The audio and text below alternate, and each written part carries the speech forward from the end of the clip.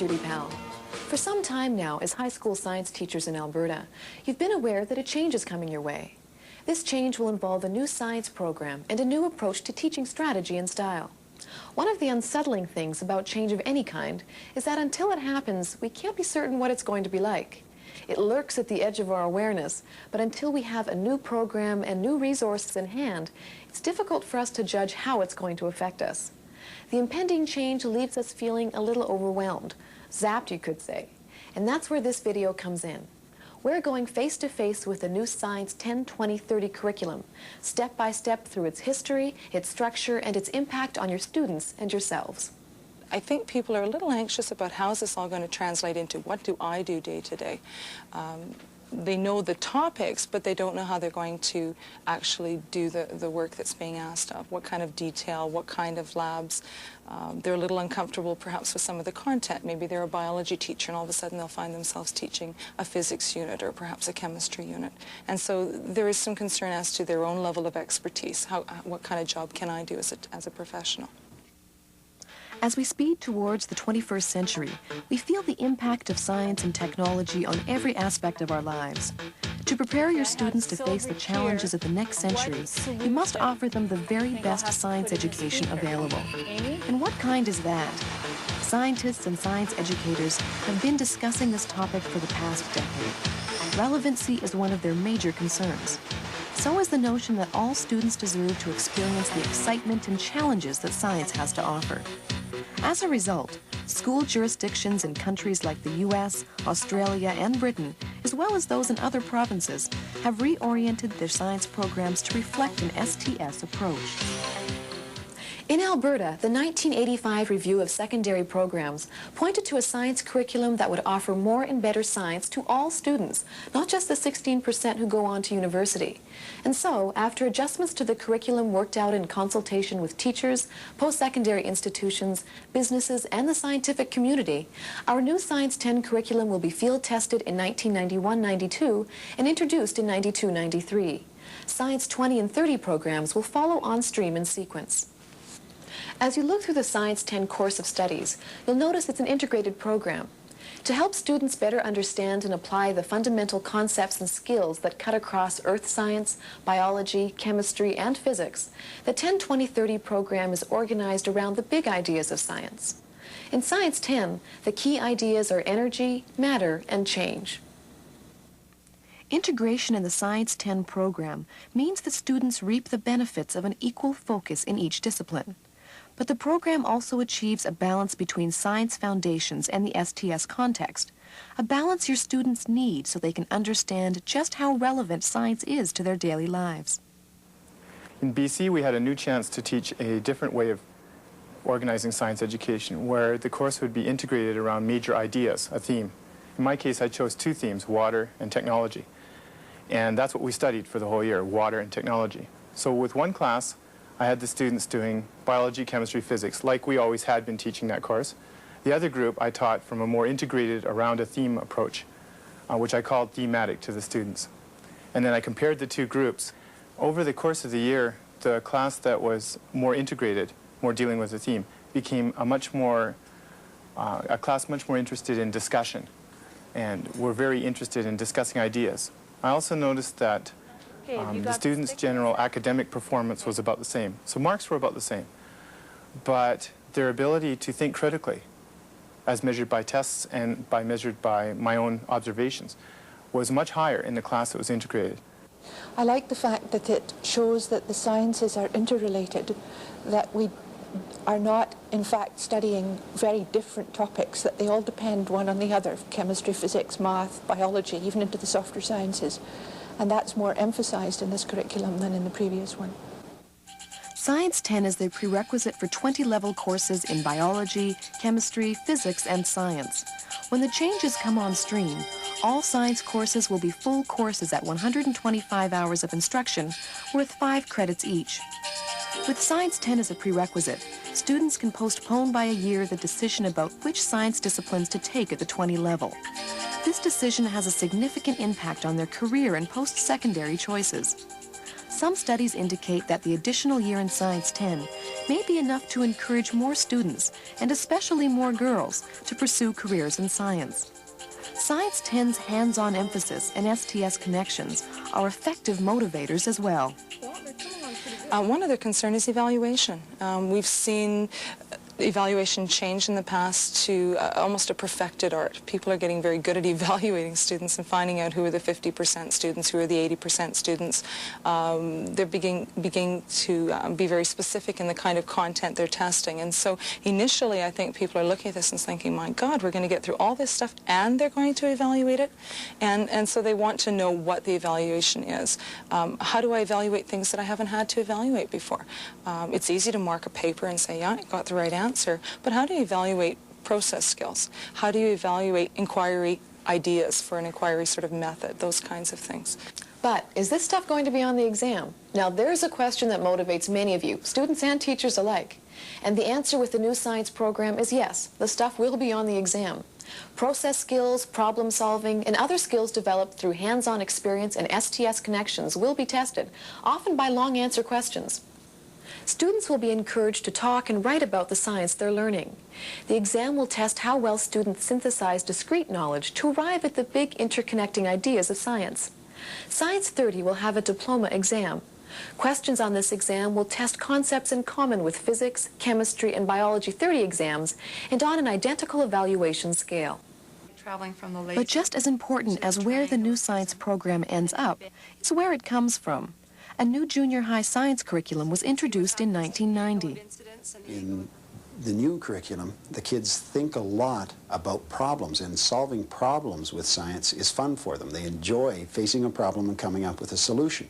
When they do that, they feel like there is a purpose to the science, so the purpose is then built right in. Well, the junior high curriculum is primarily concrete.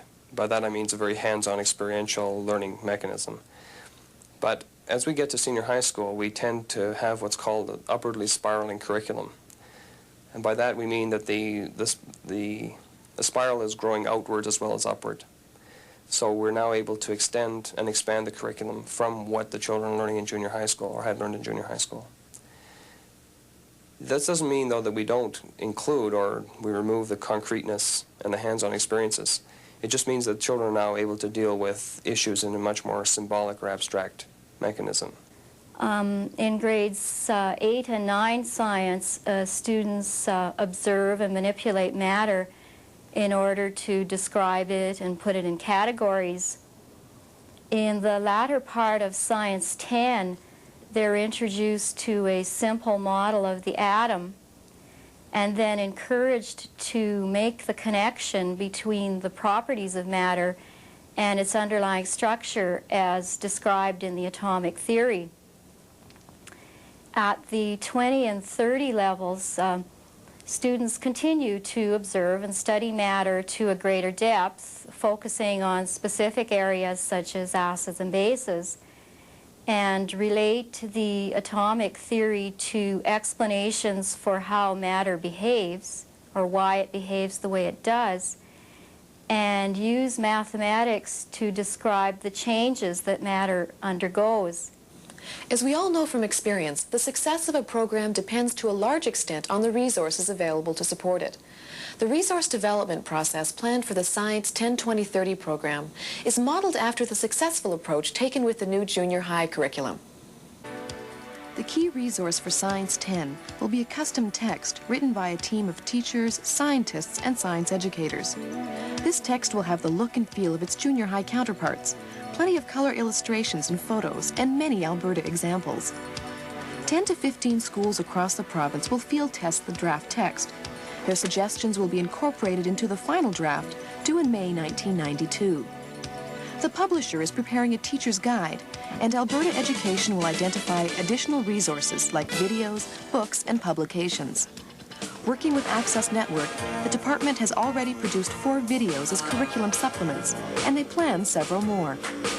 In-service is a vital part of the successful implementation of any new program. Alberta Education is actively seeking partnerships with the ATA, professional organizations, school jurisdictions, the scientific community, business, and industry to provide in-service and professional development opportunities for teachers. The goal is ongoing summer institutes and field experience opportunities for teachers in research, business, or industry. Promoting and facilitating classroom visits by scientists, business people, and industry representatives is another potential joint project that could result from these partnerships.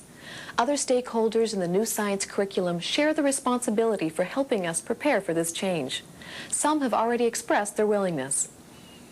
The association is pleased with the involvement of teachers in the development of the process. We have been involved in the process of developing the new curriculum from the beginning, and we are pleased with the direction of the general science program, particularly in the fact that it gives students an extra year to decide which particular discipline they want to break into, so they have to make that choice at the end of grade 10 rather than the end of grade 9, and we think that's positive. Well, I think business has got to support it because business is the end user of the students and people that come through our system. And it's quite clear that that's where the demand factor is going to be in the decades ahead, so we should support it with vigor. Otherwise, the training system will not be delivering to business the kind of people that are needed. So I think it's very, very important. And I think we can go beyond just the educational system by building on partnerships with schools and things of that nature, as we are doing in the Calgary Chamber of Commerce. I think in rural Alberta there is a need to do a lot of work with our science teachers. I don't think we can simply look beyond or back to the university for people to fill in vacancies. I think we as rural superintendents have to work with our teachers, with our school boards to get the funding, not only to do more in service, but to make it possible opportunities to enhance the teachers that we have in the system, either by supporting them possibly at university, to take refresher courses, and also to do many initiatives locally. The motivation behind the changes we've been looking at is simple and direct. We need a science education that serves Alberta students better. Greater emphasis on essential concepts, skills, and attitudes. Greater attention to the interaction of science, technology, and society. A science education that inspires and challenges so that our students will continue their interest in science well into their future. Sounds like a tall order, doesn't it? But it's not quite tall enough. Hand in hand with the new curriculum comes a move towards a different teaching strategy. It's based on the realization that your classroom approach should do justice to both your students' needs and your own capabilities. Student-centered, process-based, sensitive to learning styles. There are many ways to describe this teaching strategy. But what will this change really mean in terms of your nitty-gritty day-to-day preparation and planning? How will it affect what goes on in your classrooms? How will it affect you? You're a science teacher first, then a subject specialist. And if you know a lot about physics, you also, by definition, also know something of chemistry and biology. Certain ideas in physics or certain ideas in chemistry have direct parallels in other science areas. So I'd encourage science teachers to look at the science curriculum and say, what reminds me of my field of specialty in biology or in chemistry? What kind of connections can I make between those?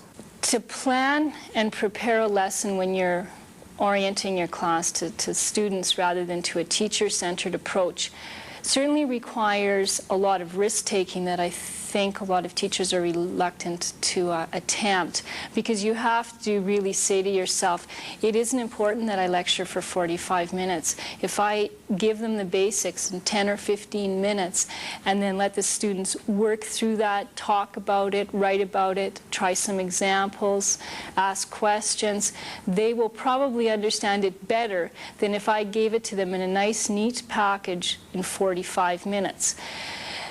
In terms of time commitment, it does take longer for the process approach, particularly for the labs, but I think in the long term it pays off because you don't have to lecture as long. You find the students have a lot more time to spend figuring things out, and in the long run, I end up with exactly the same amount of time for review at the end. I haven't found it's really changed the overall picture, just how I allocate my time along the way. Integration wraps earth science, physics, chemistry, and biology into the Science 10 program. Now, this can be a daunting realization if, for example, you're a physics teacher whose last brush with biology was back when you were in grade 10. The temptation may be to say, well, let's team teach Science 10. But aside from the scheduling nightmares it would create, this approach would rob you of a professional opportunity to broaden your own science horizons. You'd lose the chance to make the connections among the units, to experience for yourselves the emergence of the big ideas of science, which occurs throughout the course. Science teachers can find that in the area, some of the new areas that are emerging, genetic engineering, for example, they'll find direct connections between an area like physics and an area like biology, or an area like chemistry. Biochemistry has connections between biology and chemistry. So, for example, a chemistry teacher actually knows quite a bit already about biology and a fair bit about physics. They just may not realize it in the narrow focus of their discipline. So I think they'll find they know more than they realized about that. I think the teacher should find it fun, a challenge that they can easily meet. My suggestion would be that you make use of the person down the hall. That is, there are people down the hall who have been teaching Chemistry 10. Sit in and watch. See what the level of Chemistry 10 concepts is that's being taught now, so you can get some sense of how complicated the subject matter is, and learn from that teacher, and reciprocate. And similarly with the physics teacher down the hall, and if you yourself are a biology teacher, then allow them to come into your class. In other words, in-service yourselves as a group of teachers would seem to be the best way to go. A student-centered teaching strategy will go a long way towards easing the demands of the integrated curriculum. The payoff for myself as a teacher is that I see myself as a facilitator, and it's exciting. The students get involved. They take the content. Learning is a very individual thing. I can get up there and I can teach, but are they learning what I'm teaching? I can show them observations or get them to draw conclusions, but they don't necessarily see what I see, or they don't make the conclusions. A lot of times they have conceptual misconceptions, and if I don't have my students participate and share what's happening to them during the lesson, then they might go away with the misconceptions they had in the beginning. And by getting my students involved in the learning process, by getting them actively involved in the whole procedure, I have a better understanding of where they're coming from. And it's exciting to see them make the connections. When you're feeling zapped, it helps to remember that change is never easy. But when it's change for the better, then the challenges are worth the effort. The new curriculum will offer all of Alberta's students, not just the handful bound for university, an opportunity to become excited about science and a chance to realize its relevance in their lives, no matter what their future holds. And it will offer you the opportunity to develop as professionals, to broaden your horizons, and most importantly, to renew your commitment to your students. And aren't they the reason you took on all this in the first place? I guess one of the things I'd like them to be able to do is to be good citizens. They may not be people that go on and do secondary science courses or perhaps even pursue courses in the science field, but they have to be able to pick up a newspaper, watch a newsreel, and make some kind of decisions on the issues that are being presented. And I'd like them to have enough science to be able to say, yeah, what do those stats say? Who measured them? How come? What for?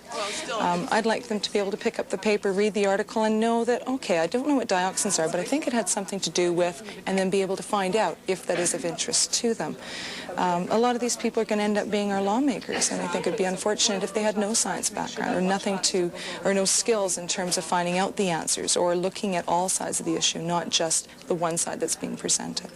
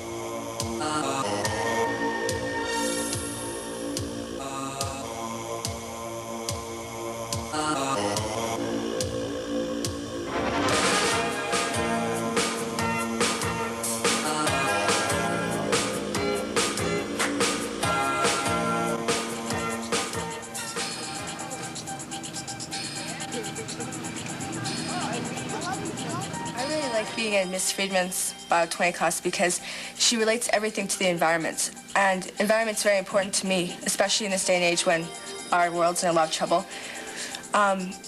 She makes it interesting because everything, usually in bio or sciences, you can't really relate it directly to life. And here, I can turn around and know what's going on in my backyard, know what's going on. And going out to Brownfield was interesting because I got to see what I'm learning about. It was more hands-on experience. I got to see what I'm studying. I didn't have to learn it directly out of a textbook. It was really good. My favorite slogan to my class is that I try to unfold the universe for them, to make them understand that the science does not need to be, yes, there are parts that are difficult, but it does not need to be something that is purely academic, that they can apply it, and they do use it every day. All right, do we have a reaction? There we go. In the history of science education, we can identify about 7 curriculum emphases. And these have been looked at fairly carefully by Alberta Education in working on this new program. And in order to achieve a balance, 3 emphases have been worked into new programs. One is called Nature of Science, and that emphasis deals with the way science works. How do we know what we know? The second emphasis is the relationship between science and technology, and that one has to do with explaining how technological artifacts work and becoming more comfortable with understanding technology. And the third, STS, or Science Technology Society, is intended to work with students on how societal decisions can be made when they're related to science and technology in a more sophisticated and more knowledgeable way. Hello, my name is Grant Mossop. I'm a scientist, a geologist, and a teacher of science. As educators, our goal is to bring science to life in the classroom. Teaching from the STS approach can help us to achieve that goal. Dr. Roberts has just described the 3 contexts in the STS approach. This program explores the first of these, the nature of science. Within this context, we want to help our students develop an awareness of how scientific knowledge is gathered and interpreted, including an awareness of scientific history and philosophy. We want our students to begin to understand the role of empirical data, models, and theories, and we're encouraging our students to develop their scientific process skills, questioning, collecting data, proposing ideas, and analyzing outcomes. The results from both labs, I think, were pretty well bang on. There's hardly any difference. Oh, that's good. That's good to know.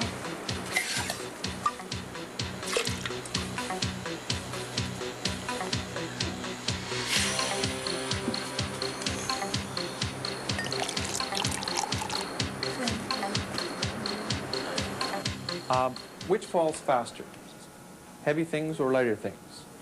Heavy things. All right. Heavy things fall faster. How many people think heavy things fall faster? Hands up, let's see. Okay, I've got a ball of plasticine here and a piece of paper. And do you want to check those out for me and just see? Okay, which one's heavier? The plasticine. Okay. All right, let's check it out now and see what happens. I'm going to drop them both at the same time. And obviously, the heavy thing fell faster than the light thing. And from your experience, you know that when you drop a rock, it falls a lot faster than if you drop a leaf or a feather. And that's common sense. Heavy things fall faster than light things.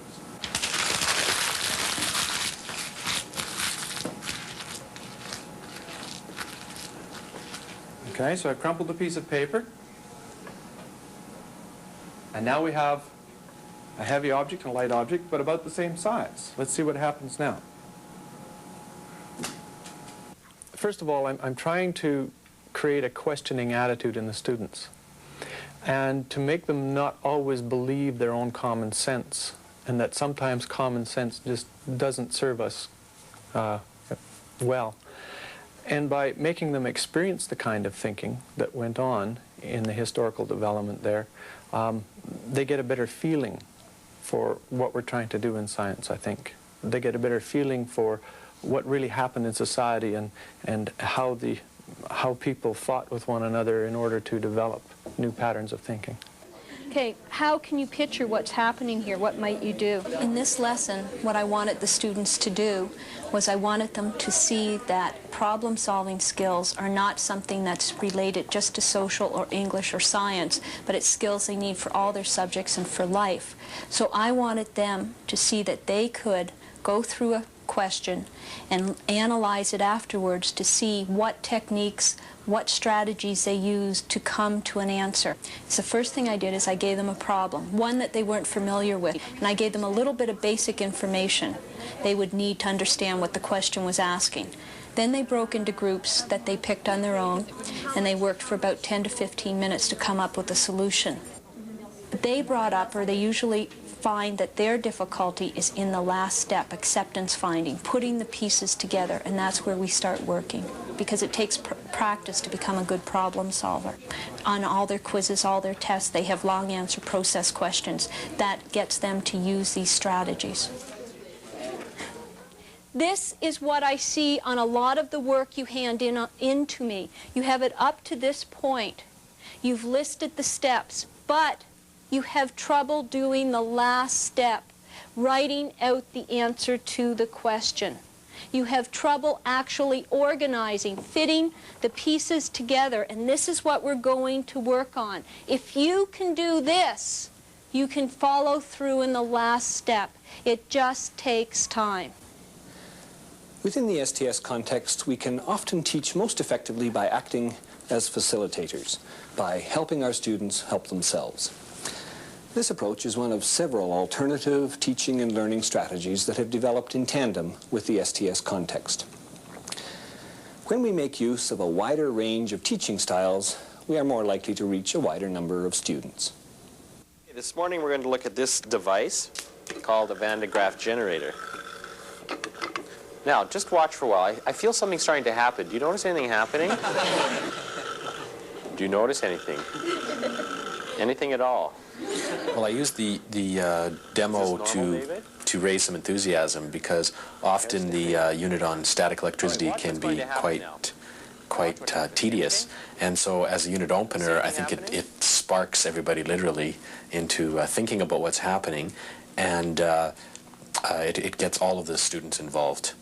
Tuan, come on up. Now stand on the stool. Put your hands on the machine. Now everybody watch. All right, watch Tuan's hair. See what's going to happen. All right, do we have a reaction? There we go. Watch his hair.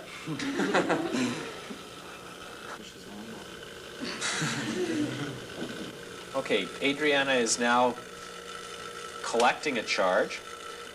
Oh, her hair's starting to stand on end too, so she's collecting this charge. Now, Bobby is going to bring the ball very close to Adriana.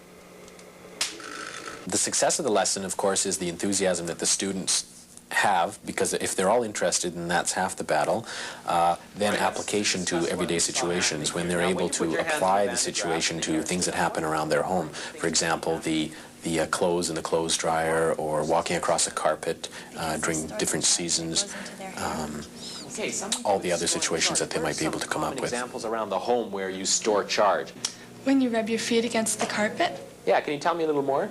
Well, when you rub your feet against the carpet, there's friction, so then when you touch something, you get a shock. That's right. Now, you know there are two types of charges. What are they? When the students realize that what they're seeing happen in the lab actually happens in their homes on a continuous basis, then there's where the learning takes place. My whole purpose is always to show that physics is in the home in whatever situation you can find yourself. Charges, or whether they would be unlike. The good thing is that even though he explains it, you can actually see static, like flowing from one object to the other object. And it's really neat how you see the hair go up and everything, and you can see the effects of static on certain things. Well, having the generator around, we get to have hands-on experience with it. We get to see what kinds of things it does. And actually, it's fun to watch the people jump, and then you really know what happens. In the class we've just seen, a lesson that opened with a look at science and technology developed into a discussion based in the nature of science. So regardless of the initial focus of a lesson, there is usually an opportunity to overlap contexts. For example, in the classroom we're about to visit, The lesson begins with a nature of science focus and then goes on to look at both the technology and the social issues involved in the problems the students are solving. First of all, my main objective here is to offer the students an enjoyable experience in science class. I see this as being a fun activity, but at the same time a worthwhile activity in which the students learn about bacteria and viruses, but not so much in the traditional approach of the students taking notes or even watching a film, but rather they're able to be active in the learning process. And many students don't realize that they are learning in doing this activity. But after completing it, I usually ask them questions about the activity. And through these questions, I'm able to evaluate whether the students have learned anything from doing the activity or not.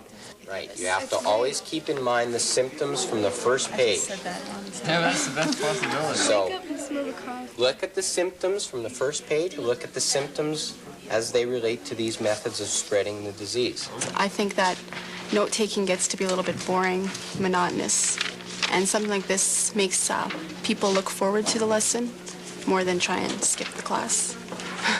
It gives you a hands-on technique to learning. We can extend our students' experience of science beyond the classroom in many ways.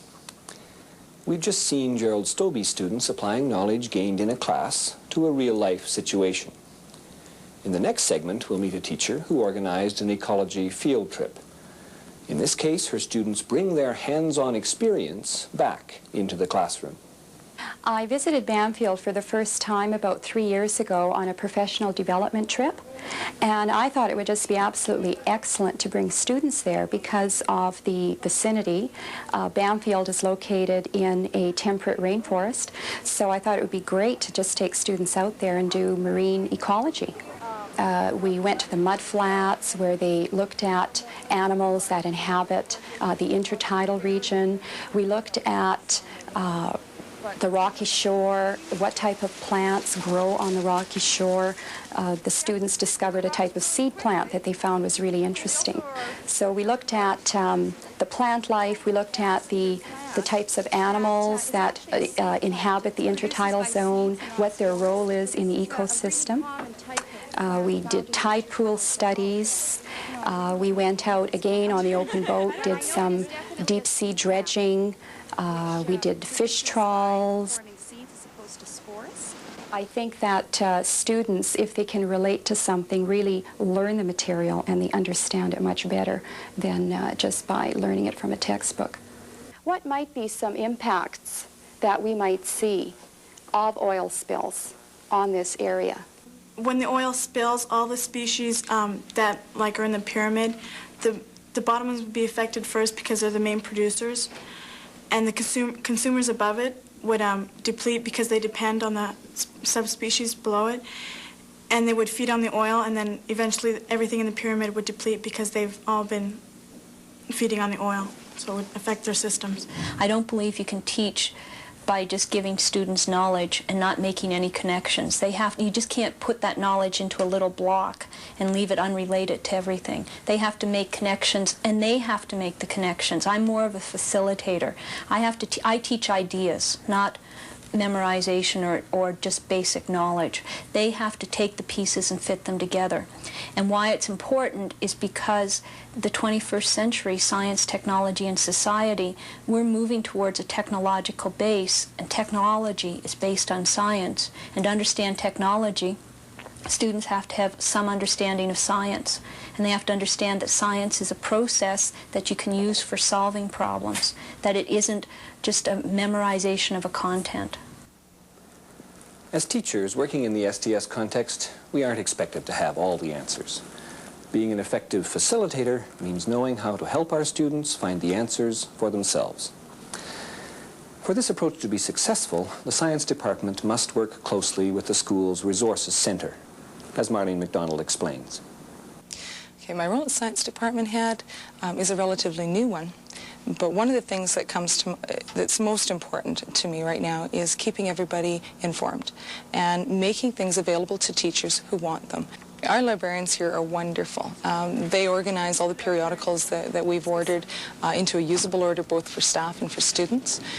We have a social issues bank of articles that are currently updated that they also maintain for us. We're also on a computer type system where if a student wants to access materials, all they have to do is put in the topic or perhaps an author that they might be looking for, and it'll bring up on screen anything they want. They can get a hard copy and then they can go search out the things that they want, whether it's an article, some sort of audiovisual materials, perhaps a textbook. This summer, I actually spent 6 weeks of my summer working with the Alberta Research Council. The reason I chose this program was to gain further experience in research. The reason, in fact, I chose to be part of this project was the fact that I teach Biology 20, and in this program, ecology is one of the main units. And I thought that I could incorporate the research, which had to do with contaminated sites in the province, with my teaching. When I grow older and I have kids, I want them to have the environment that they can live in and be safe. I don't want oil spills. I want them eating food that's healthy, no contamination. And it's important because I want to know what I'm talking about. When I'm reading a newspaper and something happens, I want to know what's going on. It develops more enthusiasm in the students. They don't ask so many questions about, well, why are we doing this? Because the relevance is there all the time.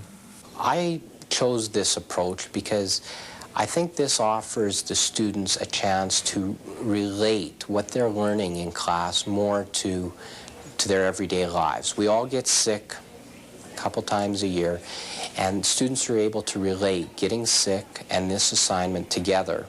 Often when we look at something mathematically only, it's very obscure, and students have a hard time visualizing it on a concrete level. But by actually showing the application and having a hands-on activity, it makes much more sense. And I think they'll remember it further along. In this course, we've been shown that physics is everywhere. So you sort of think about it as you're going through something. You realize that what you're doing follows a certain basic law, and it's sort of interesting in that way that everything has a purpose. Well, a friend of mine, their headlights in their car burnt out, and it was because of the circuit system. And so he replaced the circuit, and then he had like the windshield wipers going on when you turn the radio on and all kinds of stuff like that. And you know, when you learn about these things in class, it kind of gives you, like, you know what's going on when these little accidents happen. An STS approach is important because it allows the students to incorporate their knowledge into the world around them. And I think in this way they are more enthusiastic about learning it if they see its relevance to their daily lives. Well, it'll give me a little bit more knowledge of how things really work, and make me start thinking about things and get more curious about science. We could make changes for tomorrow. It's kind of neat. Well, we get taught like a different way to look at things. I mean, you go out and you look around in the world and you see things that, you know, just normal things like a radio or a television or a compact disc player, and you think about that, you know how it works. So it just gives you kind of a different way to look at things. Well, it was a lot more interesting because it's related more to the outside world, and it made us more aware of what's happening instead of just like taking notes and learning, you know, basically just for school. It's more like for the future use as well.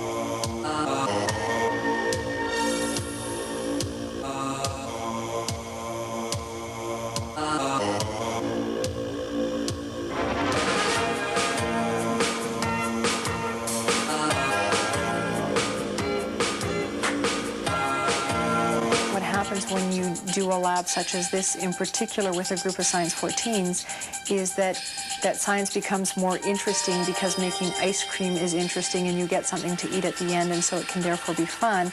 And then when you bring the technical measurement kind of aspects that you want to bring into it, they don't seem to be as difficult because they revolve around something that isn't really threatening for them.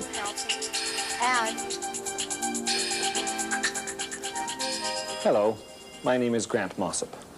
I'm a scientist, a geologist, and a teacher of science. As educators, our goal is to bring science to life in the classroom. Teaching from the STS approach can help us to achieve that goal. This program explores the second context within the STS approach, the interdependence of science and technology. Within this context, we want our students to understand that technology solves practical problems. We want them to become aware of the range of technological developments, techniques, products that are part of our lives.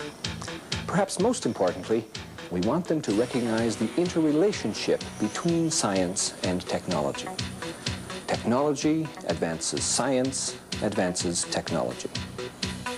Notice we can see the light actually shining on that triangular piece of the box. There is where it is. Look at the light. What we do in the lab is we try to demonstrate reflection and refraction in a very practical manner so that students can get a hands-on picture of what reflection and refraction look like. And the laser allows us to do that, and it's clear for the students. And people that are not really good at flat pictures on the board can see it as it occurs, and then for them it comes alive and it makes more sense and they'll remember it a little bit better. Inside the plastic, and then it's going to refract as it comes out. One of the uses that we saw in the film last day that was a very practical use of laser technology is how you would have structural engineers, when they're building a bridge, use a laser beam to line up how to get the bridge to line up and be accurate. Today we got a hands-on try with the lasers, so we were able to see directly how the laser works compared to just diagrams, because if you read about it, you're more likely to forget it than if you actually see it happening. You'll be able to remember it better. We're also able to adjust the laser, move it different ways, put it at a different angle, and see what was produced from that. Yesterday we spent some time looking at some possible designs for new water heaters. We did some brainstorming, came up with some of the most important features of water heaters, what things we had to be concerned with. And so today we'd like to move around the classroom and ask each group to choose a spokesperson and have that spokesperson explain your design. Show us the various features that you've chosen and perhaps explain a little bit about why each feature has been chosen. And today we're going to start with Hiram's group. And are you the spokesperson for that group? Okay, we've replaced the tin can with an aluminum can. It conducts heat a lot better. Okay. We'll place a smaller can upside down. It'll have a vacuum inside when you place it in the water. This raises the water level up higher, and so there's more surface area of the water against the can, so it'll heat up quicker. We'll then replace the lid over top with the foil to radiate the heat toward the can so it doesn't evaporate into the room, and it's also insulated to keep the heat in. Can we go to Judith's group? Can I get somebody from your group to explain your design? Okay, we took the basic tin can idea and modified it. First we took the tin can and we put a layer of fiberglass around it, and then over that we put a layer of foil with the shiny side in, and then we put a layer of duct tape, black insulating tape here, just to keep the heat in and protect it from the outside. Then we got a cover here that's made of foil and the tin can cover, and that keeps it in more. Okay, you're going to burn it from this side? Check procedure. Okay. Well, still, what they're trying to do is find out how much energy goes from the fuel into the water can if they do nothing. Then what they're trying to do is improve on that. They're trying to find out, is it the insulation that makes a difference? Is it putting a lid on the significant factor that's going to improve the retention of the heat, or perhaps the heat getting to the can? Some people try putting things into the can. We've got rocks in cans, steelies, we've got clay bits. Some people wrap the can in tape. I've seen some wrap them in bits of lead. All kinds of designs come up, and what they're trying to do is improve on the design. Two things they're looking at.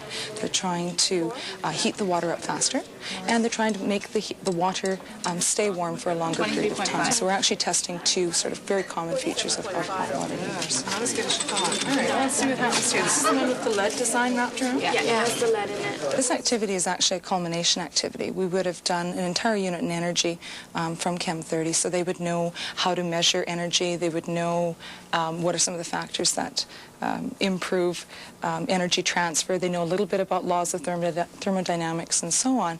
And this is an activity where they can take all their book knowledge, all their past lab experience, and apply it to a new situation. Teaching science from an STS perspective provides us with an answer to that perennial question, why do we have to take this stuff? The science and technology context offers relevance. Concepts studied in class can be applied to the student's experience, as we'll see in the following segment. Okay, now I think Chris told us last day how he thought ice cream was made earlier on in history.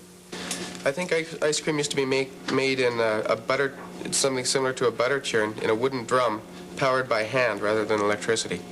Did you have to eat the ice cream right away then, or did you have some place to store it? They had to eat it right away because they had no place to storage, and the only place they did have to storage was a big wooden building that had big ice blocks in it, which was only for meat and supplies like that. If you bring in how technology has changed over time and talk about how much ice cream is consumed in a country or in a province or in a city, you know, it becomes very relevant to the kids because most people at some point in time have eaten ice cream, and it is in most of the encyclopedias listed as one of the most common or favorite desserts, so it's something everyone knows about. So if you bring in the historical picture and talk about how it's evolved over time and how it now is something that's mass-produced and is sold in specialty stores, because you can buy ice cream in your regular grocery stores as well as in your specialty stores, then that will allow the kids to become involved and active in the discussion, because it's something that they probably can relate to or make comments in regard to.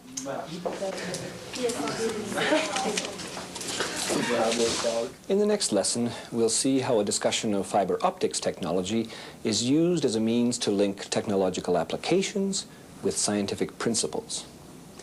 By beginning with the technology, the teacher provides a context from which mathematical concepts can be interpreted and understood. The lesson flows from concrete references to abstract principles. This kind of progression from the concrete to the abstract is developmentally appropriate for high school age students.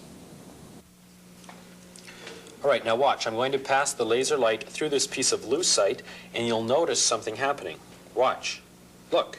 You can see the math is made more palatable because the students can actually see a link between application and the mathematics. Often when we look at something mathematically only, it's very obscure, and students have a hard time visualizing it on a concrete level. But by actually showing the application and having a hands-on activity, it makes much more sense. And I think they'll remember it further along. What kinds of applications do you think can this be used towards? You could use it in the medical profession, such as if you need light to go down in through the body to take pictures with a camera. What other applications can this be used towards? You can use it in artwork. How does that work? Explain that. By running different colors of light through each fiber optic. They can be used in aircraft, like for the wiring in the aircraft for the computer systems. They'll make it lighter. Yes, that's an excellent application. And they then go into the actual mathematics involved behind total internal reflection, which then allows the students to apply the application to the mathematics and makes it easier for them to understand. As teachers, we need to be aware of those moments of serendipity that occur in our classrooms when ideas and concepts seem to come to life. We can open up to this awareness by relaxing our tendency to overplan. Overplanning can result in one linear pathway for student learning. Instead, we should encourage students to think on their own, obtaining knowledge through a variety of pathways. There are many ways to tackle a problem. A linear progression from A to B isn't always the best approach. If we want to develop our students' ability to think laterally and critically, we have to let go of the lesson plan as the only route to the destination. This means staying flexible enough to seize an opportunity as it occurs. For example, in the next segment, an experiment that has students solving a practical problem doesn't end with the technology. It evolves into a discussion of the social impact of that technology.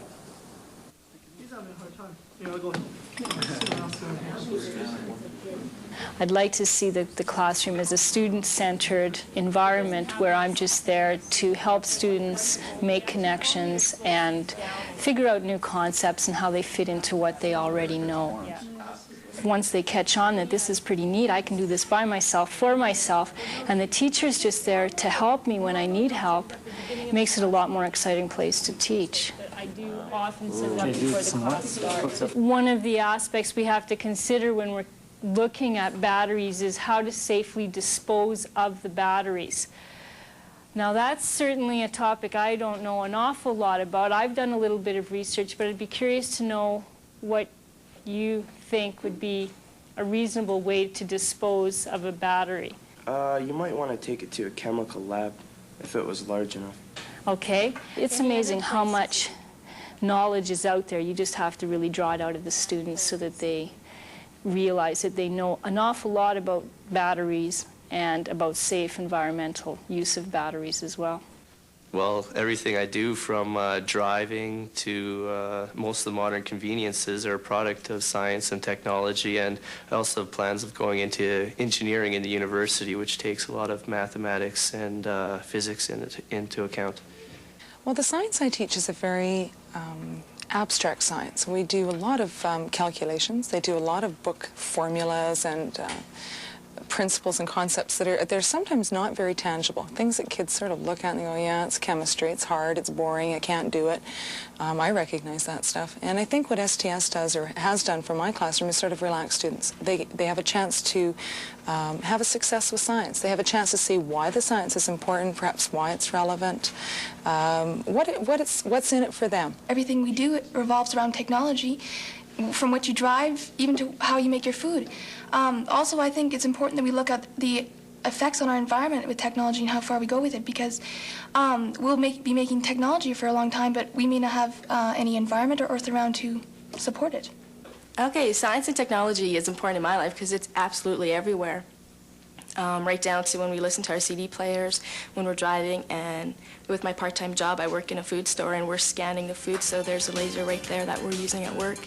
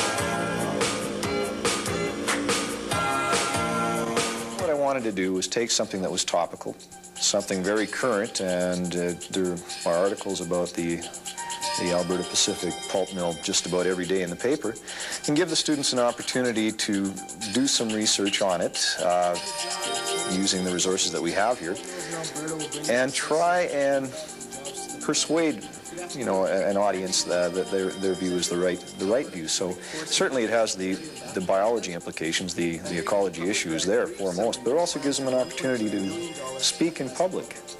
Albert Einstein has once said that education is what's left 10 years after students have left school.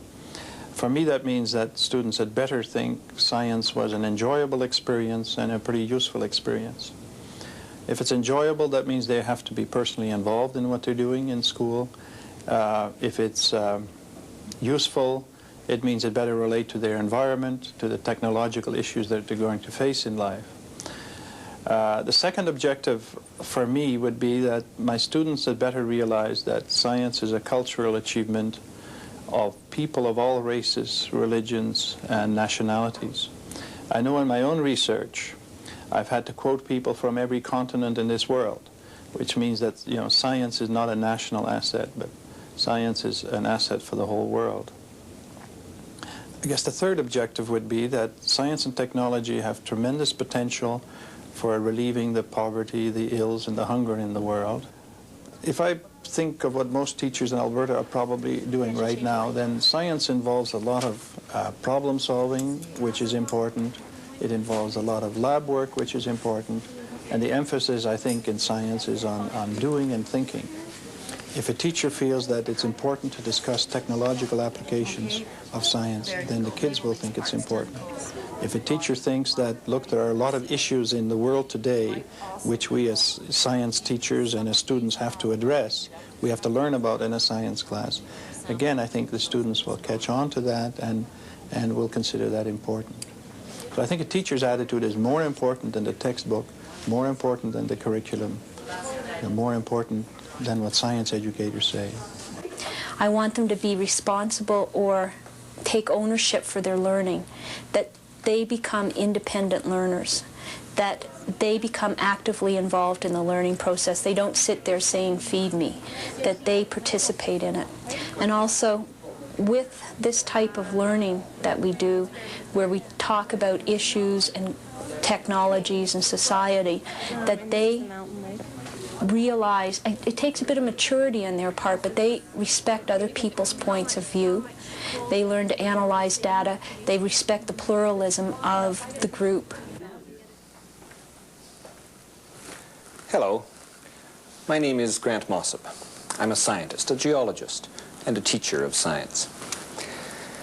As educators, our goal is to bring science to life in the classroom. Teaching from the STS approach can help achieve that goal.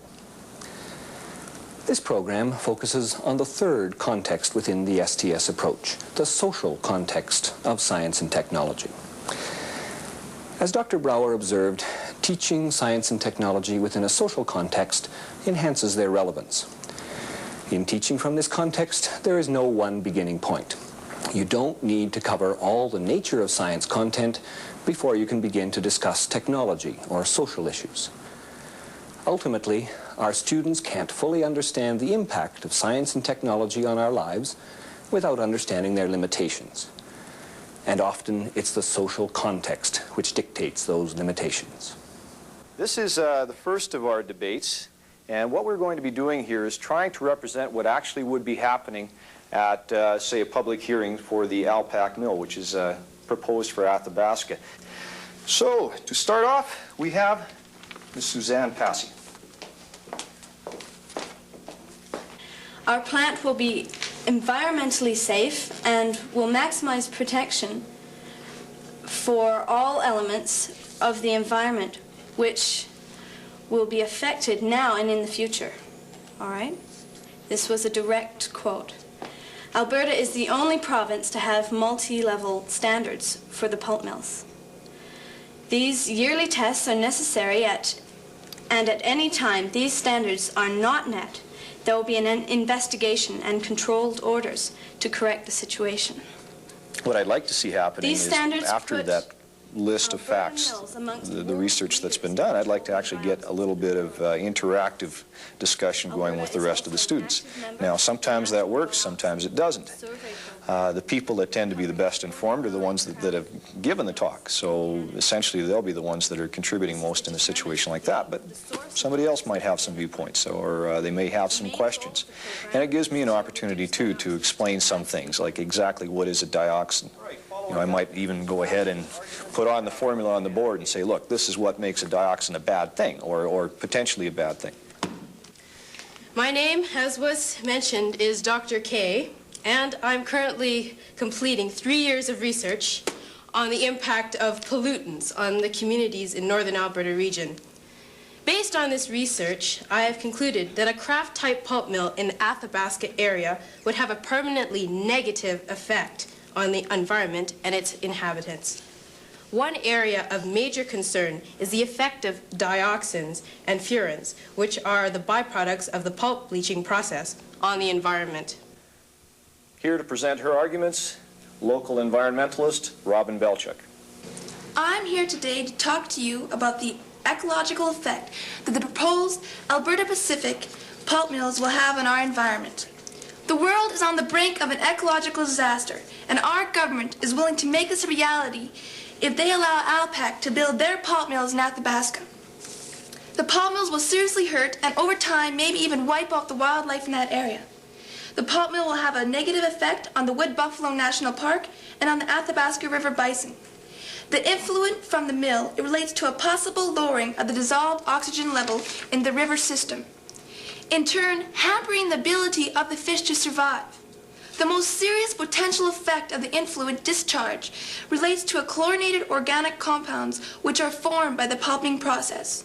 It's better than, I think, sitting down at a desk and being assigned homework or having someone read out the answers to you. I think it's a different way of learning it, and it was a good experience. And I think you learn a lot more because you're doing what you want to do. We chose to do this debate, so made it enjoyable. In the segment we've just seen, students are gaining first-hand experience with the diversity of opinion that occurs when science and technology affect society. These students are learning that in reality, there are no good guys or bad guys, only diverging points of view.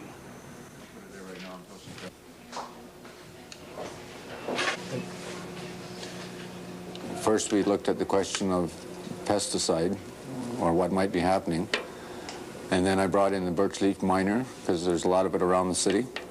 And the students looked at some normal leaves, and then we looked at the other leaves that had been damaged, and they tried to make a comparison. So they looked at, how you treat the birch leaf miner, and from that went into a discussion on the use of pesticides.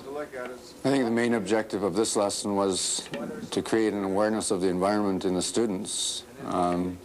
Secondly, so they have an appreciation for, chemicals and things that we do use to control pests, other things, and then try to look at alternatives. And the last objective is for them to make a decision, or realize that they would have to make a decision at some time in their life about some of these things.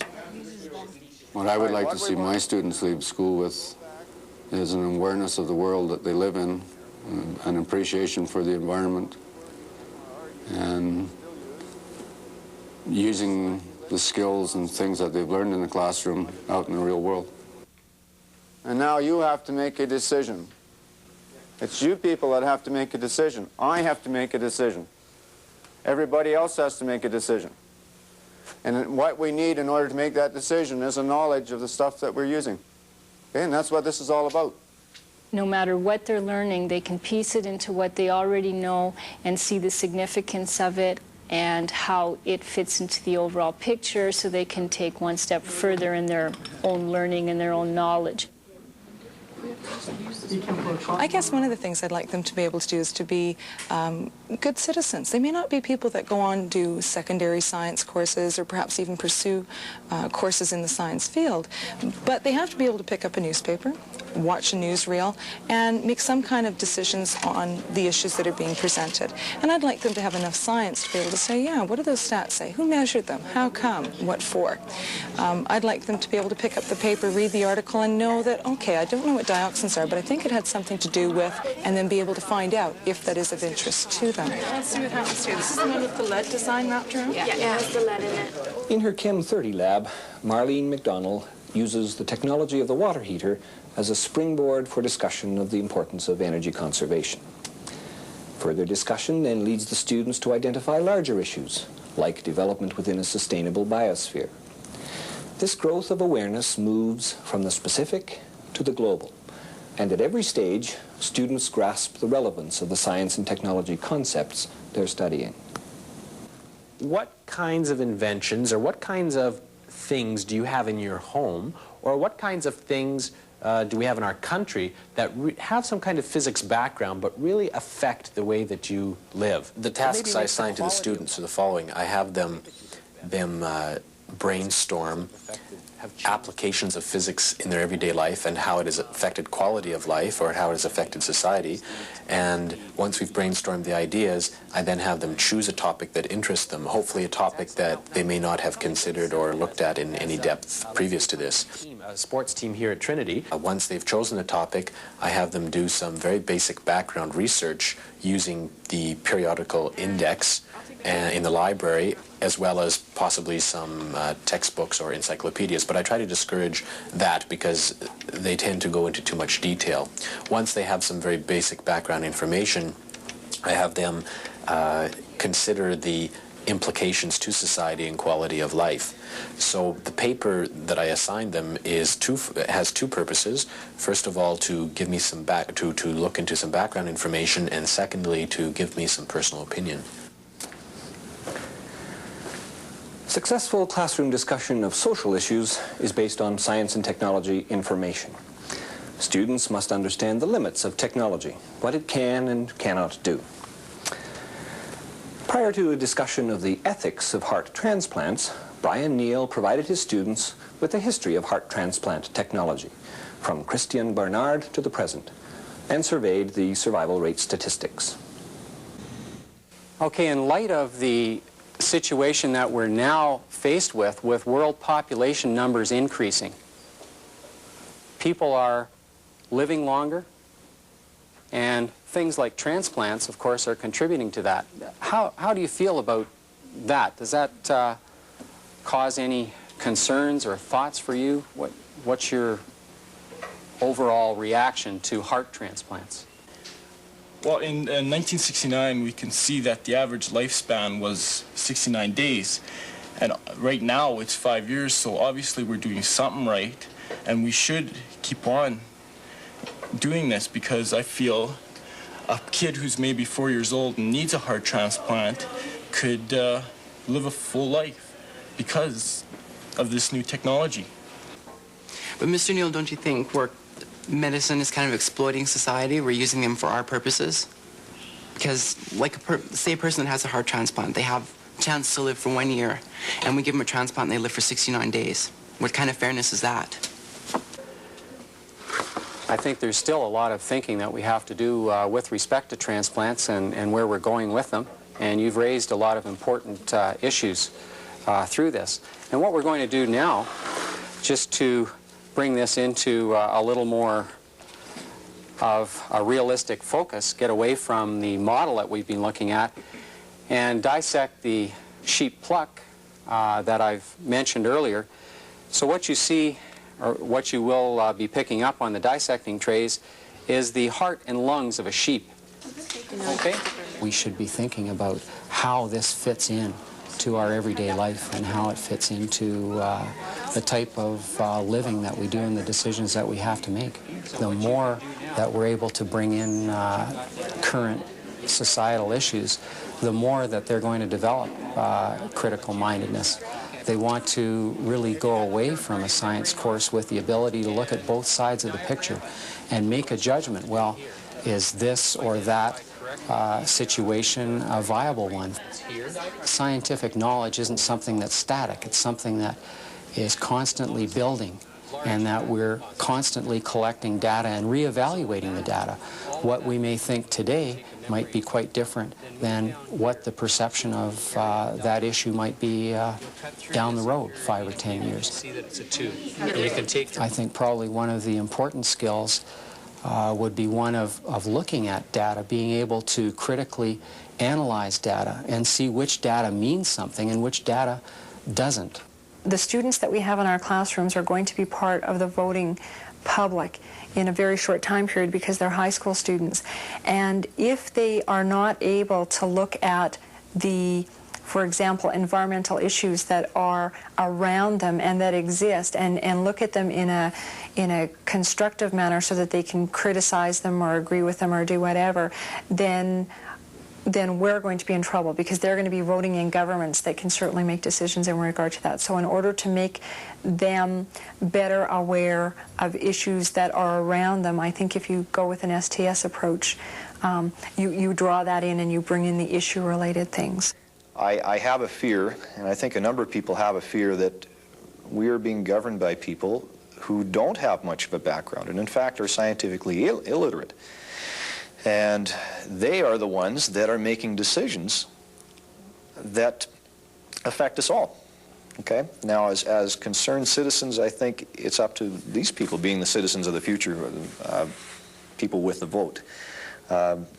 If they can look at an issue and say, look, you know, what you're telling me here is not really correct. I've analyzed the evidence that has been put forth, and I can see that what you're telling me is not quite right, then maybe with the weight of knowledgeable public opinion, certain things can change.